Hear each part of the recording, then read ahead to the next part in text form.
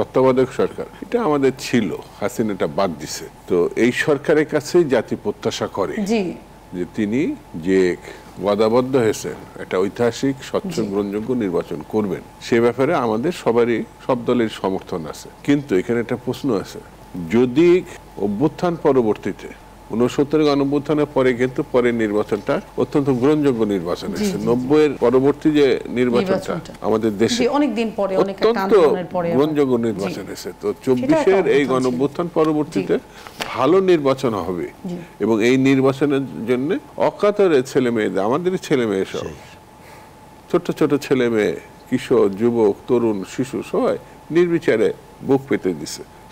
সেই স্মৃতির প্রতিও যদি আমাদের সম্মান থাকে, সে প্রশাসনিক, আইন শৃঙ্খলা, রাজনীতিবিদ, ব্যবসায়ী, যে যেখানে যেভাবে আছে, এটা জাতীয় দায়িত্ব হিসাবে গ্রহণ করে, যেটা প্রিন্স সাহেব উল্লেখ করলেন যে এই ক্যাটাগরি এই ঘটনাগুলো করতে পারলে একটা ভালো নির্বাচন হবে, আমরাও তার সঙ্গে একমত।